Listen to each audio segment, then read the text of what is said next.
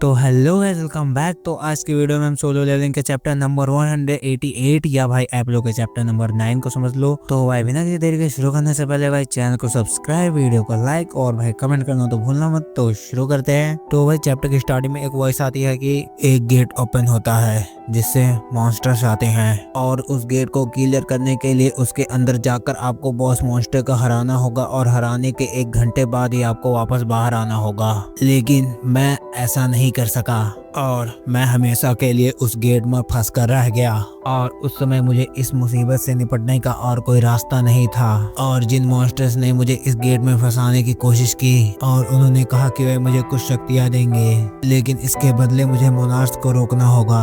और ठीक उसी समय the fragment of brilliant light ने नया आदेश दिया।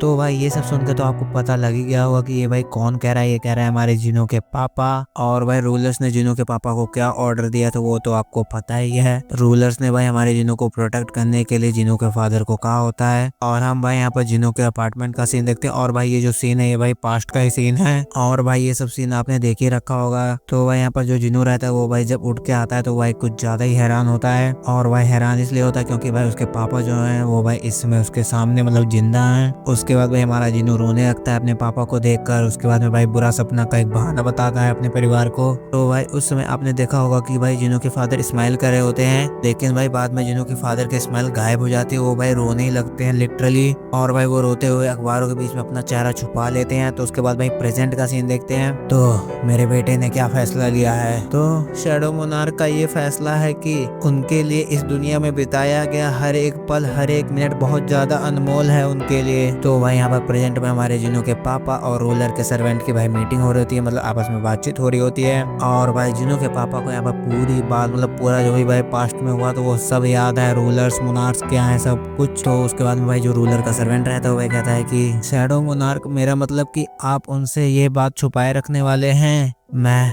ऐसा इसलिए कर रहा हूँ कि वो चाहता है कि पास्ट के बारे में किसी को भी कुछ ना पता रहे। तुम उसके लिए वही पिता बनना चाहते हो जो वो चाहता है। अगर मैं यहाँ से चला जाऊँ तो वो लोग इस बात पर कोई भी दखल नहीं देंगे और अगर मैं यहाँ से चला जाऊँ तो रूलर्स का इसमें कोई हाथ नहीं रहेगा। और अगर सच में ऐसा हुआ तो इस दुनिया से मेरा अंत हो जाएगा। ये सब बहुत ही ज्यादा मजेदार है। शैडो मोनार्क का इंतजार करते हुए मुझे ये रिजल्ट्स दिखे हैं और ये रिजल्ट्स बहुत ही ज्यादा मजेदार हैं।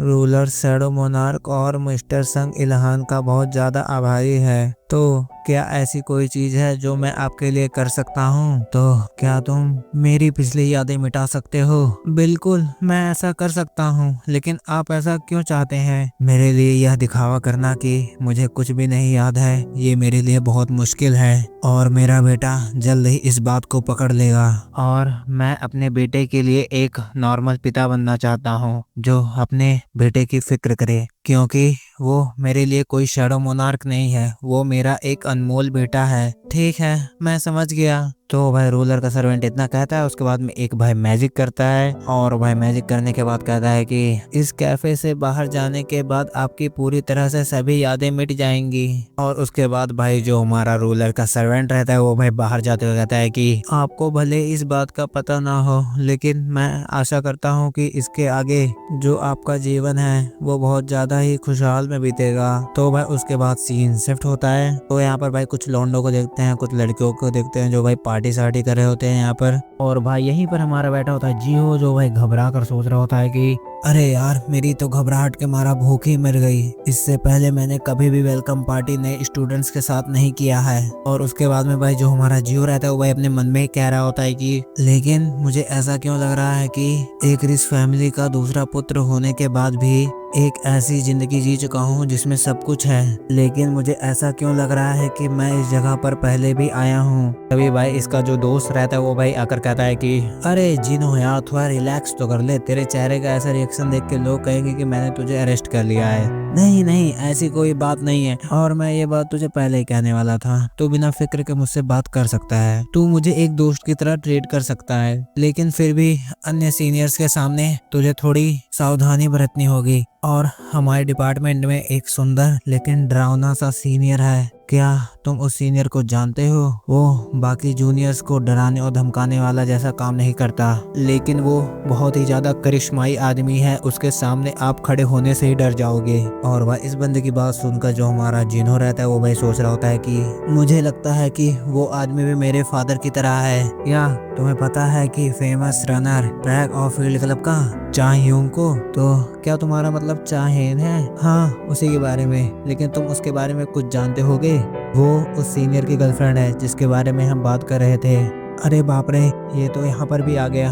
और भाई हम यहाँ पर देखते हैं यहाँ पर कोई भाई आया होता है। उसके बाद भाई जो जीनो का दोस्त रहता है वो भाई कहता है कि सबसे ज्यादा जरूरी बात है कि हमारे पास और कोई नहीं बैठा है। शायद मुझे उस टेबल पर जाना चाहिए जहाँ पर प्यारे प्यारे बच्चे बैठे हैं। लेकिन तभी भाई जो हमारा जिनो रहता है वो भाई इन्हीं के पास अगर बैठ जाता है, बट इन सबकी फट जाती है। और भाई यहाँ पर जो जियो रहता है वो भाई सोच रहा होता है कि अरे यार, यहाँ तो बहुत सारी जगहें थी लेकिन वो यहीं पर क्यों बैठा? और भाई यहाँ पर जो जियो का दोस्त रहता है वो भाई जाते हुए कह रहा होता है कि मैं दूसरे सीनियर्स को जाके देखता हूँ, उन्हें कोई चीज की जरूरत तो नहीं है। और भाई यहाँ पर जो हमारा जियो रहता है वो भाई हमारे जियो को कहता है कि लो ड्रिंक करो। और ये भाई कोई बियर सियर नहीं होती है भाई सोजू, मतलब कि ये भाई एक नॉर्मल सी ड्रिंक है। और भाई यहाँ पर जो हमारा जियो रहता है वो भाई सोच रहा होता है कि उसने सबसे पहले मुझे एक ग्लास ऑफर किया, वो भी सोजू की किया। सच में इससे तो मुझे बहुत ज्यादा डर लग रहा है। मेरे पास शराब पीने की क्षमता बिल्कुल नहीं है। और भाई ऐसा मन में कहते हुए जो हमारा जिनो रहता है वो भाई पूरी ड्रिंक पी लेता है। तो जो हमारा जिनो रहता है वो भाई जिनो से कहता है कि तो सीनियर, ये तो सिर्फ सोडा है, तुम ठीक से शराब नहीं पी पाओगे तो मैं तुम्हें शराब क्यों ही पिलाऊं? लेकिन तुम भी क्या मेरे साथ इसे पियोगे? और जिनो, तुम क्यों सीनियर मुझे कह रहे हो? इस वजह से मुझे थोड़ा सा बुरा लग रहा है। आपसे सिर्फ तुम मुझे संगजिनो कह के बुलाओगे क्या? क्यों, तुम ऐसा नहीं चाहते? बिल्कुल नहीं संगजिनो। और भाई इतना घबराते हुए जो जिनो रहता है वो भाई सोच रहा होता है कि इसे नाम से बुलाना इतना अच्छा क्यों लगता है, लेकिन उसे मेरा नाम कैसे पता है? और भाई यहाँ पर जो जिनो रहता है वो भाई हमारे जिनो को कहता है चीयर्स। और भाई यहाँ पर जो जियो रहता है वो भी भाई गिलास को आगे बढ़ाता है चीयर्स करने के लिए। तो उसके बाद भाई अगले दिन का सीन देखते हैं। तभी यहाँ पर भाई जिनो जो रहता है वो भाई जियो से बात करते हुए जा रहा होता है। और जो भाई जियो रहता है वो भाई फोन में हमारे जिनो से कहता है कि संगजिनो, तुम आज डिपार्टमेंट रूम में क्यों नहीं आ रहे हो? जिनो, मुझे थोड़ा सा काम है, ठीक है, तो इसलिए मैं आफ्टरनून क्लास नहीं ले पाऊंगा, तो मेरी अटेंडेंस तुम भरवा देना। वो यहाँ पर भाई जो हमारा जिनो रहता है वो भाई फोन में कहता है कि मुझे माफ करना इसके लिए, तुम प्रोफेसरों के बीच भी बहुत ज्यादा फेमस हो, तो जहाँ तक मुझे लगता है कि तुम्हें मेरी जरूरत नहीं पड़ेगी।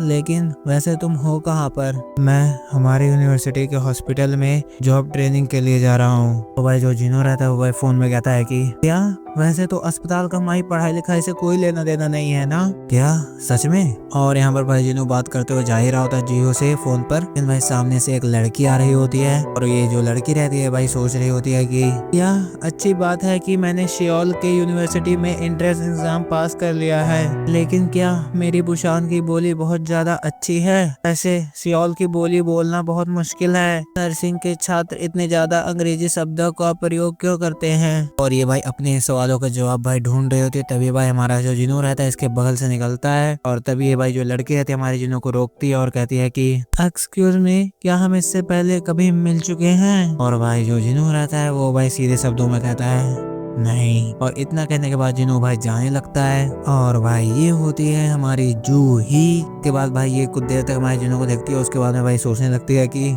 मैंने एक अनजान आदमी से बात क्यों की? और जिनो जो रहता है भाई पीछे मुड़कर जूही को देख रहा होता है और स्माइल कर रहा होता है। और भाई यहाँ पर जो जूही रहते हो भाई भागते हुए सोच रहे होते हैं कि उसे ऐसा लग रहा होगा कि मैं उसे लाइन दे रही हूँ, या शायद वह सोच रहा होगा कि मैं किसी ग्रुप से हूँ जो उसे रिक्रूट करने की कोशिश कर रही हूँ। उसके बाद भाई सीन शिफ्ट होता है तो हम देखते हैं भाई हॉस्पिटल का सीन। और भाई यहाँ पर एक डॉक्टर है तो भाई रूम के अंदर जा रहा होता है, बट भाई गेट के सामने बहुत ज्यादा ही सिक्योरिटी लगी होती है। फिर भी वो भाई आने की परमिशन पा जाता है और भाई वो अंदर आता है। और जैसे डॉक्टर अंदर आया होता है उससे पहले जो भाई पेशेंट रहता है वो भाई कहता है कि क्या तुम मेरी उठने में मदद कर सकते हो? तो यहाँ पर भाई जो डॉक्टर रहता है वो भाई पेशेंट को उठने में मदद करता है। और भाई उसकी नजर आती है हमारे एलेक्सर ऑफ लाइफ पर। तो भाई जो डॉक्टर रहता है वो भाई पूछता है कि चेयरमैन ये क्या है? तो भाई इस एलेक्सर ऑफ लाइफ से पक्का कंफर्म हो जाता है कि यहाँ पर हमारा जिनू आया था। और मुझे लगता है भाई जिनू इसी हॉस्पिटल की बात कर रहा था। तो ये भाई जो पेशेंट रहता है भाई डॉक्टर का जवाब देते हुए कहता है कि एक यंग मैन जो मुझे ये देने आया था और फिर चला गया।